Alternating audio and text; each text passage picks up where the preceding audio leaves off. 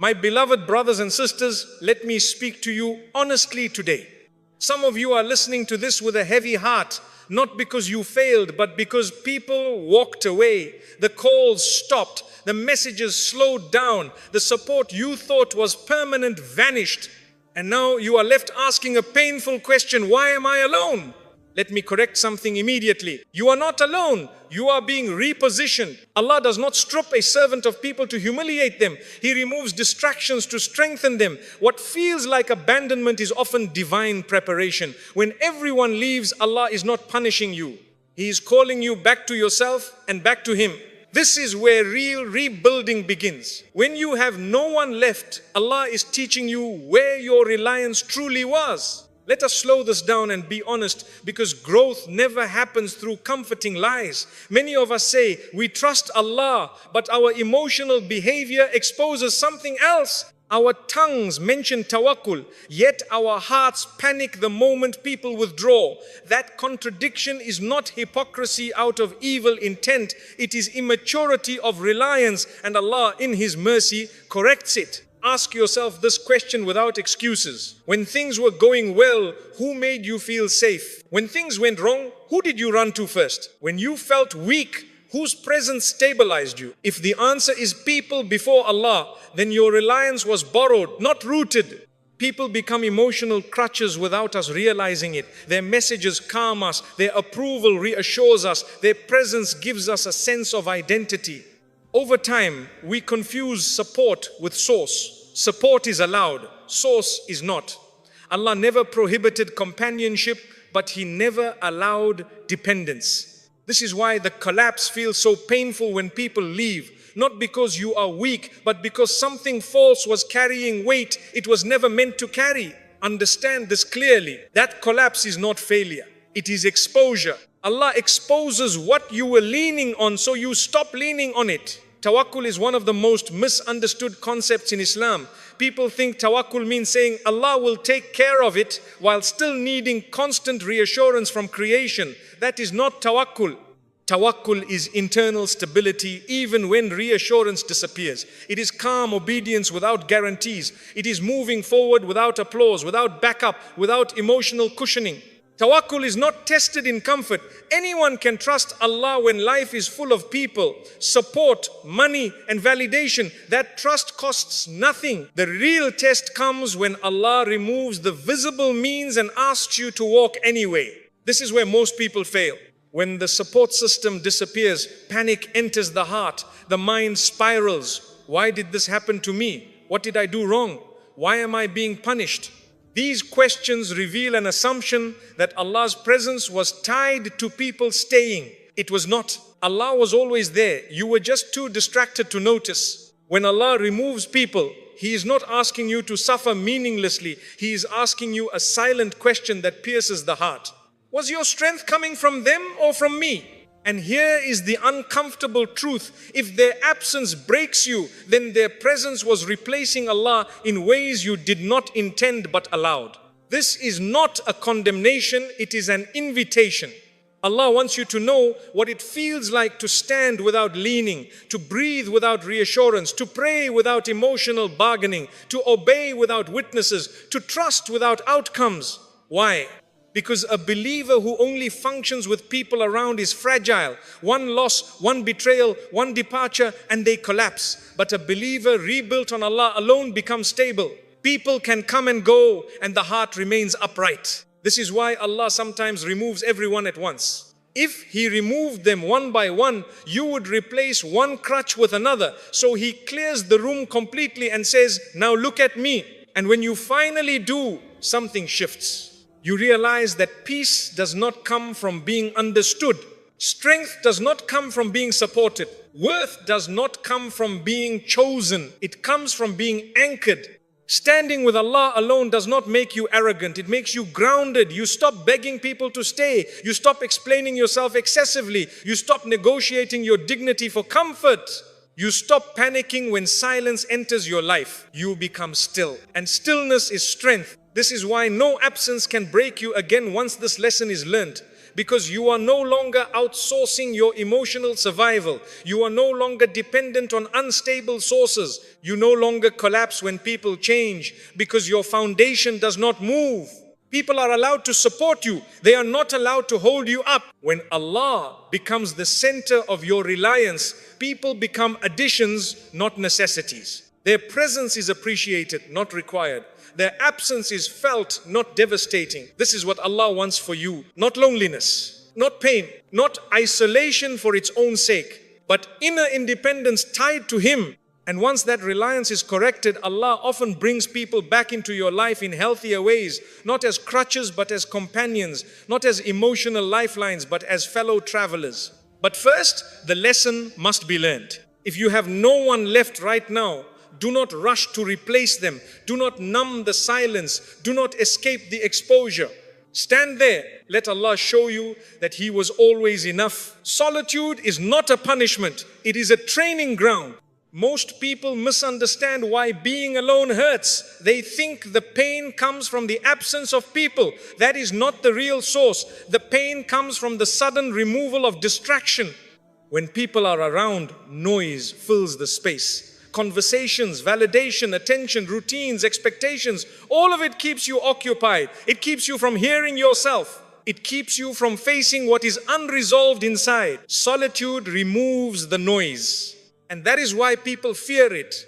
When you are alone, there is no audience to perform for, no one to impress, no one to reassure you that you are doing okay. You are left with your thoughts, your habits, your fears, and your relationship with Allah. Whatever was weak becomes obvious. Whatever was neglected becomes loud. This is not cruelty. This is clarity. Allah does not isolate a servant to break them. He isolates them to teach them. Solitude is not a sign of rejection. It is a sign that Allah wants your attention undivided. Think carefully about this. If Allah wanted to destroy you, He would keep you distracted. He would keep you surrounded by people who numb your discomfort and delay your growth. Distraction is easy. Refinement is not. Solitude forces honesty. You begin to notice how quickly your mind looks for escape. You reach for your phone. You seek noise. You want company, not because you love people, but because silence feels uncomfortable. That discomfort is the lesson. It is showing you where your inner stability is weak. A strong heart can sit quietly without collapsing. A fragile heart panics when there is no stimulation. Allah wants to strengthen your heart, not entertain it. This is why so much spiritual growth happens in quiet moments, late nights, early mornings, long walks, moments where no one sees you struggling or striving. These are the moments where sincerity is born, because there is nothing to gain from pretending. In solitude, your dua changes. You stop speaking beautifully and start speaking honestly. You stop repeating phrases and start exposing fears. You stop asking for small comforts and start asking for strength, guidance, and clarity. This is real worship. Many people pray when life is full. Few people pray deeply when life is empty. And yet, emptiness is where Allah fills the heart properly. Solitude teaches patience in a way people never can. When you are surrounded by others, impatience is masked. When you are alone, impatience has nowhere to hide. You want results quickly. You want relief immediately. You want change now. Allah uses solitude to slow you down and teach you endurance. Endurance is not dramatic. It is quiet consistency when nothing is happening. This is why solitude feels heavy at first. Your nafs is not used to discipline without reward. It wants stimulation. It wants affirmation. It wants proof that the effort matters. Allah withholds that proof for a while, so your intention becomes pure. Are you improving because people will notice, or are you improving because it is right? Solitude answers that question. It also teaches you self-regulation. When people are around, emotions are shared, diluted, softened. When you are alone, emotions must be handled internally. You learn how to sit with sadness without self-destruction. You learn how to manage anxiety without reassurance. You learn how to calm anger without external validation. This is emotional maturity. A believer who cannot be alone is not ready to lead, love, or carry responsibility. Solitude prepares you for all three. It trains you to become a safe place for yourself before you expect others to be one. And here is an important truth many ignore. Allah often isolates people before elevating them. Not because elevation requires loneliness, but because elevation requires clarity, discipline, and strength. You cannot carry responsibility if your emotions collapse without support. You cannot guide others if you are still afraid of silence. You cannot lead if you need constant approval. Solitude strips away these weaknesses quietly. When this lesson is learned, something changes. You stop seeing loneliness as something to escape. You start seeing it as something to use. Time becomes an asset. Silence becomes productive. Reflection becomes deep instead of uncomfortable. You become less reactive, less needy, less desperate. And ironically, this is when people are often drawn back to you, not because you chase them, but because you are no longer chasing anything. Stability is attractive, calm is powerful. Self-control commands respect without asking for it. But that comes later. Right now, if you are alone, do not rush this phase. Do not label it as depression prematurely. Do not assume something is wrong with you. Ask instead, what is Allah teaching me here? Because solitude, when accepted instead of resisted, becomes one of the greatest teachers of your life. It will not flatter you. It will not rush you. It will not comfort you immediately, but it will rebuild you correctly. And a heart rebuilt in solitude is not easily shaken when noise returns. Losing people does not mean you lost value. It means your value was never dependent on them. This is where many hearts break unnecessarily. When people leave, the mind immediately turns inward with accusation. I wasn't enough. If I were better, they would have stayed. Something must be wrong with me. These thoughts feel convincing, but they are not truthful. They are emotional conclusions, not realities. Let us be clear and logical. People leaving your life is not a measurement of your worth. It is a reflection of limits, sometimes theirs, sometimes the situation, sometimes the stage of life, and sometimes Allah's plan overriding human preference. If worth were proven by who stays, then the best of humanity would have been the loneliest failures. But history proves the opposite. Value is not crowds. Value is substance. Many people confuse being liked with being valuable. Being liked is easy when you are agreeable, available, useful, or entertaining. Being valuable often requires growth, boundaries, truth, and change. And change makes people uncomfortable. Growth exposes differences. Boundaries remove convenience. So when you evolve, some people do not leave because you became less. They leave because you became more than they could engage with. This is not arrogance. This is reality.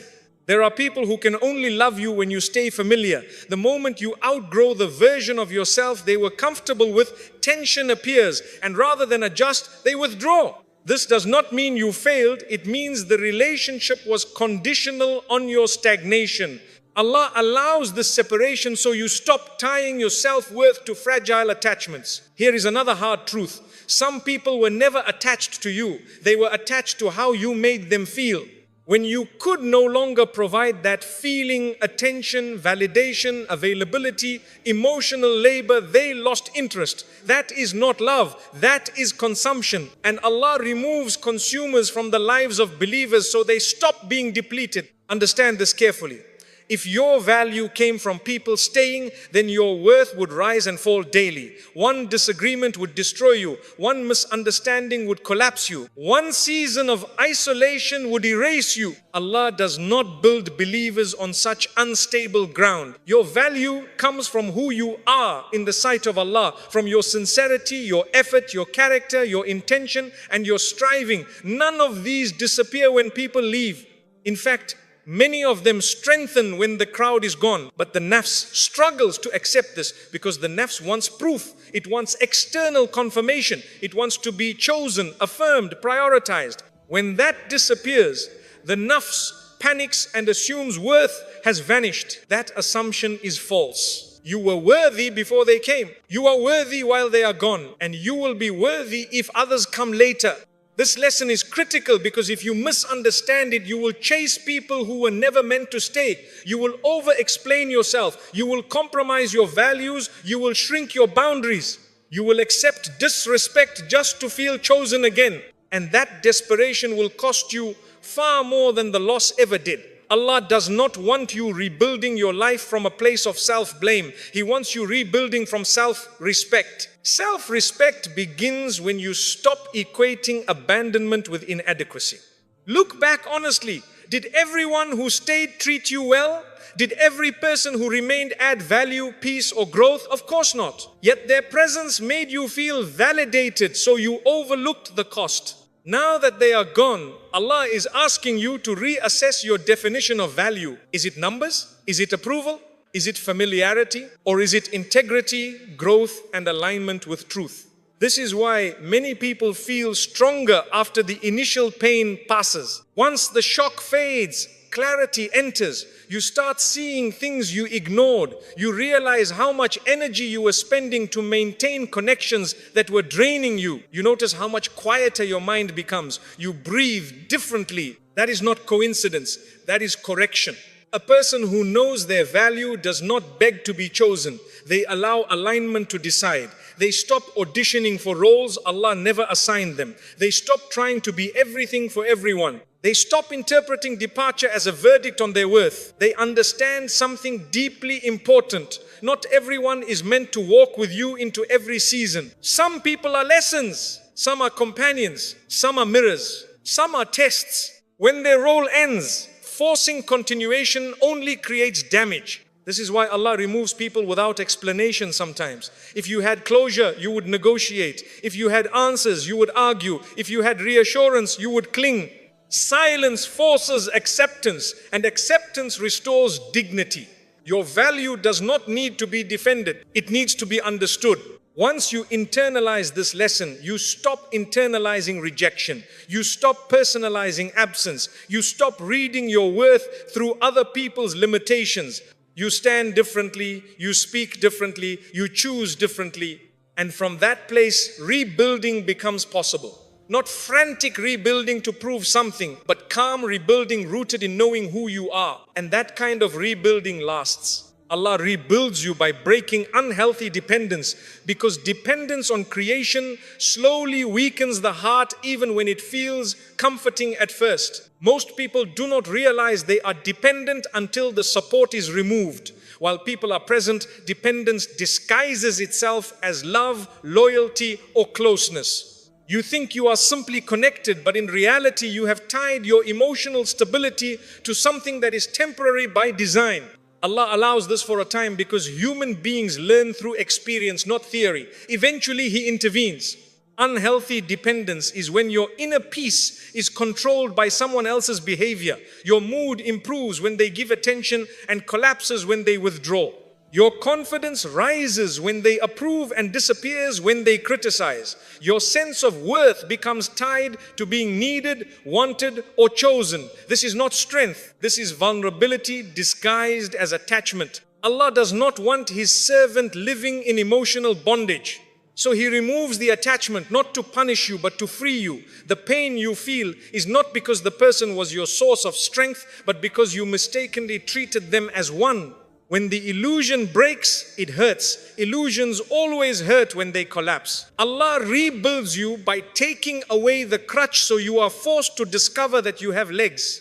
At first, this feels terrifying. You feel exposed. You feel unsupported. You feel as though something essential has been ripped away. But slowly, something else happens.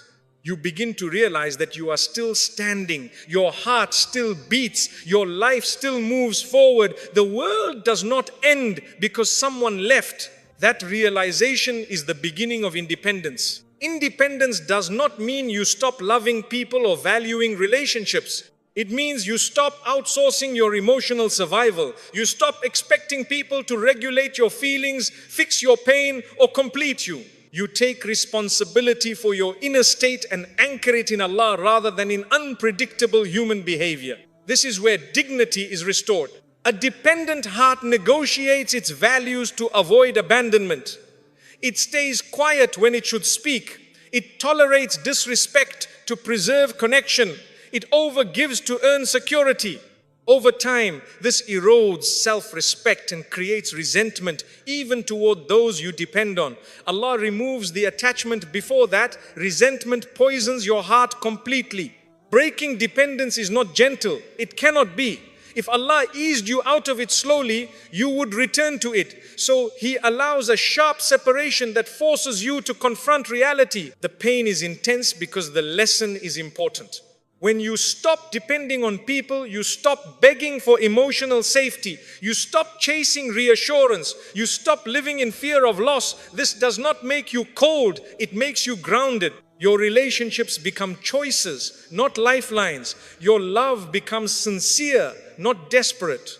This is why a believer rebuilt through loss carries a different presence. They are calm without being distant, confident without being arrogant. They do not cling and they do not chase. They engage fully, but they can also let go. That balance only comes from having survived without dependence.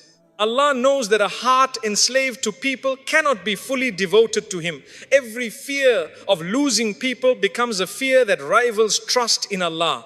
Every attachment that controls your peace competes with tawakkul. So Allah intervenes decisively. What feels like abandonment is actually alignment. Alignment of your heart back to its true source. Alignment of your strength back to its proper foundation. Alignment of your expectations back to what is real. People are limited. They get tired. They change. They misunderstand. They leave. Allah does not. Depending on people guarantees instability. Depending on Allah creates resilience. When this lesson settles, something remarkable happens. You become emotionally self-sufficient without becoming emotionally closed. You enjoy companionship without fear. You appreciate support without needing it. You accept loss without collapsing. You can be alone without feeling empty. And when Allah brings people back into your life, they come differently. They are additions, not necessities. Their presence enhances your life instead of holding it together. Their absence no longer threatens your stability. This is why Allah rebuilds you by breaking unhealthy dependence. He is not taking something away to harm you. He is removing what was weakening you so He can strengthen you properly. The pain passes. The clarity remains. The strength stays. And the heart that learns to rely on Allah alone becomes unshakable no matter who comes or goes. Rebuilding from within requires silence, not explanation, because real transformation is fragile in its early stages and easily damaged by exposure. When people leave your life, there is a powerful urge to speak. You want to explain yourself. You want to defend your intentions. You want to correct misunderstandings. You want to be seen as the good one, the reasonable one, the one who was wronged. This urge feels justified, but most of the time it is driven by wounded ego, not wisdom. Silence at this stage is not weakness, it is protection. When you are rebuilding, you are unstable in a quiet way. You are learning new habits, reshaping beliefs, correcting reliance, strengthening faith, and disciplining your emotions. This work requires focus. Explaining yourself drains that focus. Every explanation pulls your attention outward toward people's opinions, reactions, and judgments. Allah wants your attention inward and upward, not outward. People do not need to understand your healing for it to work. In fact, most people will misunderstand it anyway. Some will downplay your effort, some will doubt your sincerity, some will project their own guilt onto your silence. Some will accuse you of changing too much, becoming distant, or becoming cold. If you try to satisfy all of them, you will delay your own growth. Allah knows this. That is why He teaches rebuilding through quiet action rather than public performance. Silence removes the temptation to seek validation. When no one is watching, you find out whether you are truly committed or just motivated by approval. When no one praises your discipline, you learn whether your effort is sincere. When no one reassures you that you are doing well, you are forced to rely on Allah's acceptance instead of people's applause.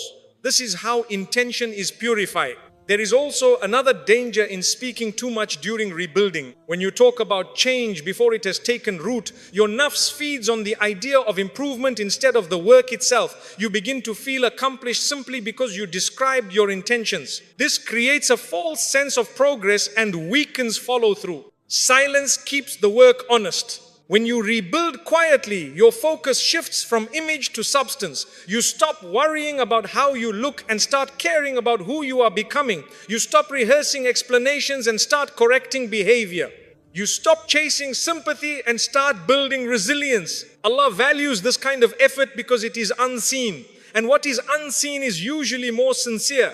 Silence also teaches restraint. You learn that not every pain needs to be shared and not every misunderstanding needs correction. Some things are between you and Allah. Some wounds heal faster when they are not exposed repeatedly. Constantly revisiting pain through conversation keeps it alive. Silence allows it to settle and eventually fade. This does not mean suppressing emotions. It means choosing where to release them. Dua replaces complaint. Reflection replaces argument. Patience replaces justification. This internal processing is slower, but it is deeper and more stable. A person who rebuilds in silence becomes less reactive. They stop explaining themselves to people who have already decided how they see them. They stop arguing with those committed to misunderstanding. They stop proving their worth to those who benefit from doubting it. They become selective with their energy. This selectivity is not arrogance.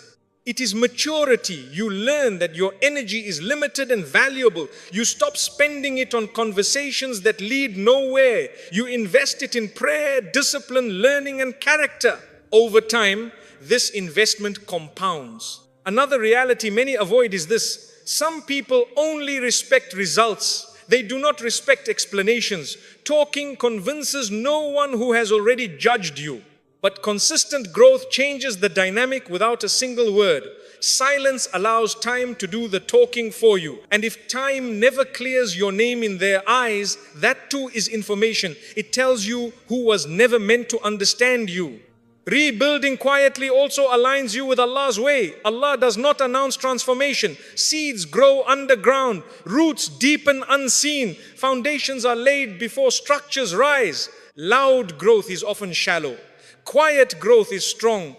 This is why many of the strongest believers were unknown during their rebuilding phases. They were not impressive yet. They were consistent. They were patient. They were sincere. And when Allah decided the time was right, the results appeared naturally without effort. Silence does not mean isolation forever. It means discipline for now. There will come a time when your growth is stable enough to be shared, when your wounds are healed enough to be spoken about without reopening them. But that time is not at the beginning. At the beginning, silence is mercy. If you are rebuilding right now, resist the urge to narrate your journey. Live it. Resist the urge to defend your absence. Let it be. Resist the urge to prove that you are okay. Focus on becoming okay. Allah sees the work even when people do not. And when rebuilding is done properly, you will not need to explain who you became. It will be evident in your calm, your boundaries, your discipline, and your reliance. Silence builds what noise destroys. Let Allah complete the work without interruption. What remains after everyone leaves is your true foundation. And this is the most uncomfortable truth most people spend their lives avoiding. When people are around, life feels padded. Conversations soften the edges. Distractions fill the gaps. Responsibilities are shared. Emotions are diluted and weaknesses are hidden. You can survive for years without knowing what actually holds you together. Then Allah removes the noise and suddenly you are left standing on whatever foundation you built when no one was watching. This moment is confronting because there is nowhere to hide. When everyone leaves, excuses stop working. You can no longer blame your lack of growth on being busy with people. You can no longer blame your weak iman on social pressure. You can no longer blame your inconsistency on circumstances. You are left with habits, discipline, and sincerity exactly as they are. This exposure feels harsh, but it is necessary. Allah does not reveal the foundation to shame you. He reveals it so you can rebuild it correctly. A cracked foundation must be exposed before it can be reinforced. If it remains hidden, the structure above it will eventually collapse. Many people collapse later in life because Allah was never allowed to show them the weakness early. When everything is stripped away, you discover what you truly rely on day to day. Is your prayer consistent without encouragement? Is your character intact without witnesses? Do you maintain discipline when no one is expecting anything from you? Do you still turn to Allah when there is no emotional reward? These questions cannot be answered honestly while surrounded by people. This is why solitude often reveals uncomfortable gaps. You realize how much motivation came from external pressure. You notice how fragile your routines are without accountability. You feel the weight of inconsistency that was masked by busyness. None of this means you are hopeless. It means you are being shown the truth while there is still time to fix it. A weak foundation is not a verdict. It is information.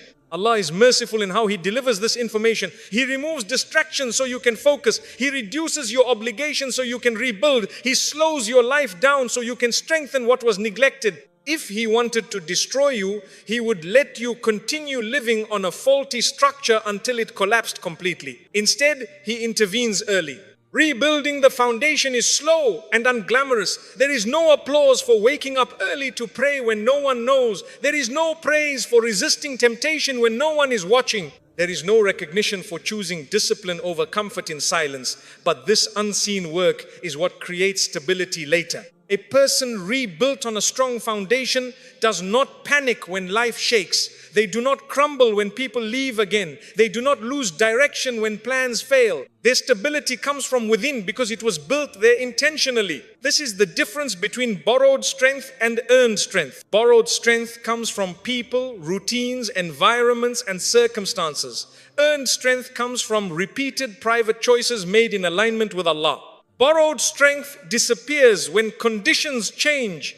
Earned strength stays. When Allah leaves you alone with yourself, He is asking you to earn your strength. This lesson also teaches you to simplify. When life becomes quiet, you see how little you actually need to function. You realize that many things you thought were essential were merely comforting. You learn to survive with less stimulation, less reassurance, less validation. This simplification is not loss, it is purification. A purified foundation is lighter and stronger.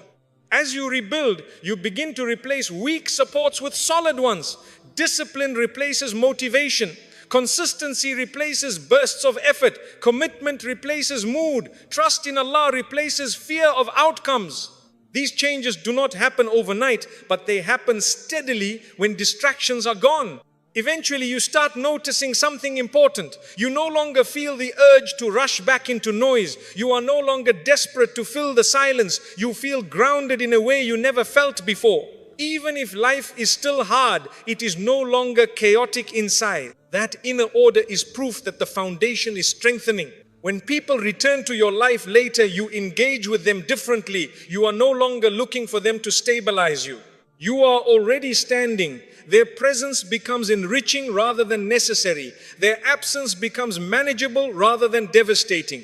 This is why Allah waits until the foundation is strong before He adds weight. A heart that has been tested in solitude can carry responsibility without collapsing. A person who has learned to stand alone can stand anywhere. A believer who has rebuilt from the ground up does not fear future losses because they know exactly what remains when everything is stripped away. What remains is not empty. It is faith that was tested, character that was chosen, discipline that was earned, and reliance that is no longer theoretical. That is a foundation worth building. And once it is built, nothing temporary can destroy it.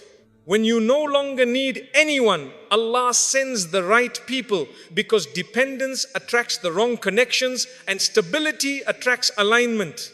This lesson comes last because it only works when the earlier ones have settled properly. Many people misunderstand this stage and rush toward it too early. They think the goal of rebuilding is to be surrounded again. It is not. The goal is to be whole. Companionship is a byproduct, not the objective. When you need people to feel complete, your standards drop without you noticing. You tolerate what you should question. You accept what you should decline. You stay in situations that drain you because loneliness feels worse than disrespect. Neediness clouds judgment. It makes red flags look manageable and incompatibility look like something you can fix. Allah does not want you forming bonds from hunger. So He delays connection until your heart is stable enough to choose wisely. When you finally reach the point where you are calm alone, something changes in how you show up. You stop trying to be impressive. You stop overgiving to secure a place. You stop shaping yourself to fit other people's expectations. You are not performing anymore. You are present. That presence is clarity. People who are wrong for you feel uncomfortable around someone who does not need them. They sense that manipulation will not work, guilt will not work, and emotional pressure will not work. They realize they cannot control your peace, so they drift away quickly. This saves you time and energy. At the same time, people who are healthy recognize stability immediately. They feel safe around it. They are not threatened by your independence. They are not suspicious of your boundaries. They are not offended by your calm. They respect you because you respect yourself. This is how Allah protects you through strength rather than isolation. The people Allah sends after rebuilding are different from those who left. They do not demand constant access to your emotions. They do not collapse when you say no. They do not interpret boundaries as rejection. They add value instead of consuming energy. And importantly, you relate to them differently too. You no longer cling. You no longer rush intimacy. You no longer fear abandonment. You let relationships unfold naturally. You allow time to reveal character. You observe actions instead of chasing words. You trust slowly, not because you are closed, but because you are discerning. This discernment is not suspicion. It is wisdom earned through loss. Another important change happens here. You stop needing relationships to prove that you are healed. You stop using people as confirmation that you are okay now. Whether someone stays or leaves no longer defines your progress. Your peace does. This removes pressure from relationships and allows them to breathe. When relationships are not burdened with emotional survival, they become lighter and healthier. There is room for honesty without fear, distance without panic, differences without threat. This is the kind of connection Allah wants for you. But notice something crucial. Allah sends the right people only after you stop demanding that He send anyone at all. As long as your heart is desperate for companionship, you are not ready for it. Desperation distorts intention. It turns dua into bargaining and patience into impatience. When you are content with Allah alone, your dua becomes clean. You ask for what is good, not what is urgent. You accept delay without resentment. You trust timing without anxiety. This is when Allah opens doors. Sometimes He brings people back from your past, but on new terms and with new boundaries. Sometimes He brings entirely new people who fit the version of you that emerged after rebuilding. And sometimes He keeps your circle small intentionally because depth matters more than numbers. Do not measure success by how many people return. Measure it by how little you fear being alone again. A person who has rebuilt properly is not afraid of future loss. They know they survived before and they know how to stand again if needed. This confidence removes desperation and replaces it with quiet assurance. And this is where true freedom lives. You are no longer controlled by attachment. You are no longer driven by fear. You are no longer defined by who stays. You are connected but not dependent, open but not empty, loving but not lost. This is why Allah waits. He does not withhold people to punish you. He withholds them to prepare you. And when preparation is complete, what enters your life is more aligned, more stable, and more respectful than what left. But even if no one enters for a while, you are still whole. Because the greatest success of rebuilding is not finding the right people. It is becoming someone who no longer needs the wrong ones. And once you reach that place, whatever Allah adds to your life is a gift, not a requirement. That is strength. That is maturity. And that is the end of rebuilding, not the beginning. My beloved brothers and sisters, if there is one thing I want you to leave with today, let it be this. Losing people did not mean you lost direction. Being alone did not mean you were abandoned. The silence you walked through was not empty. It was working on you. Allah was not removing comfort to break you. He was removing dependence to rebuild you correctly. Every moment you stood without support, every night you held yourself together with dua, every day you chose discipline over despair, Allah was shaping something inside you that cannot be taken away. What you built in silence is stronger than what you lost in noise. Do not rush to return to what Allah saved you from. Do not chase replacements for lessons. Let this rebuilding settle. Let your reliance remain where it belongs. If Allah is enough for you now, then nothing in this world can truly harm you. And when Allah decides to add people back into your life, they will not complete you. They will complement you. Stand firm, trust the process, and remember always, a heart rebuilt with Allah does not collapse when the world shifts. May Allah grant you strength, clarity, and unwavering reliance upon Him.